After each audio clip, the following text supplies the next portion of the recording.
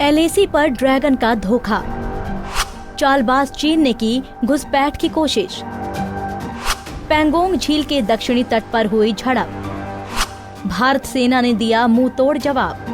पूर्वी लद्दाख में चीन के साथ तनाव कम करने के लिए लगातार होती सैन्य और कूटनीतिक बातचीत का असर जमीनी स्तर पर नहीं दिख रहा है। दरअसल 29-30 अगस्त की रात को भारत और चीन के बीच एक बार फिर पूर्वी लद्दाख में झड़प हुई है। 15 जून की रात को गलवान घाटी में हुई हिंसक झड़प के बाद LAC पर हुई ये दूसरी सबसे बड़ी घटना है। फिलहाल इस झड़प में सभी जवान सुरक्षित बताए जा रहे हैं। जानकारी के अनुसार पैंगोंग झील के दक्षिणी किनारे पर चीनी सेना ने अपनी मूवमेंट को आगे बढ़ाया। चीनी सैनिकों की इस गतिविधि का भारतीय सेना ने विरोध किया। PIB की रिलीज के मुताबिक भारतीय सेना ने चीनी सैनिकों को आगे बढ़ने नहीं दिया। एहतियात के तौर अब भारत ने इस इलाके में तैनाती और बढ़ा दी है। हालांकि भारतीय सेना ने इस पर ज्यादा जानकारी नहीं दी है। भारतीय सेना के PRO कर्नल अमन आनंद ने कहा, पूर्वी लद्दाख में चल रहे गतिरोध के दौरान पीपुल्स लिबरेशन आर्मी यानी कि PLA के जवानों ने 29-30 अगस्त की रात को दोनों देशों के बीच शांति स्थापित करने के लिए हुई सैन्य और राजनयिक बातचीत का उल्लंघन किया और यथास्थिति को बदलने के लिए घुसपैठ की।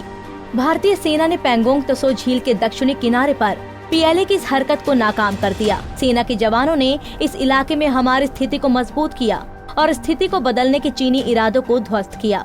भारतीय सेना बातचीत के माध्यम से शांति और एकता बनाए रखने के लिए प्रतिबद्ध है, लेकिन अपनी क्षेत्रीय अखंडता की रक्षा के लिए भी समान रूप से दृढ़ है।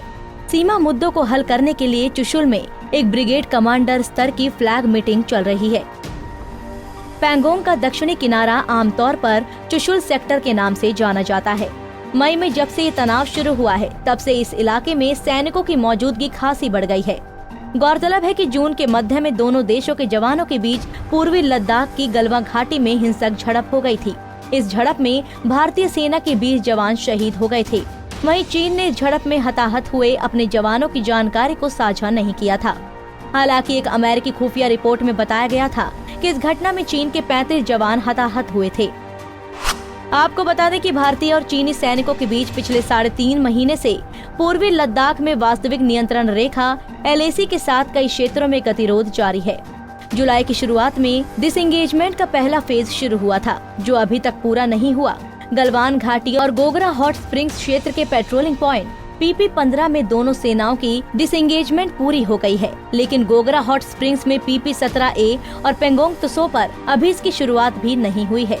चीनी सैनिक केवल फिंगर 4 के बेस से फिंगर 5 तक पीछे गए हैं, लेकिन वे फिंगर 4 की रीज लाइंस पर अब भी कब्जा करके बैठे हैं।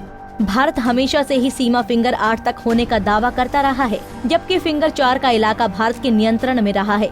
भारत इस बात पर जोर दे रहा है कि चीन को अपनी सेना को फिंगर 4 और 8 के बीच के क्षेत्रों से हटाना होगा। हमसे जुड़े रहने के लिए हमारे YouTube चैनल को सब्सक्राइब करें और नई वीडियो की नोटिफिकेशन के लिए बेल आइकॉन को दबाएं। अगर आप ये वीडियो Facebook पर देख रहे हैं तो लाइक जरूर करें और ज्यादा से ज्यादा शेयर करें। धन्यवाद।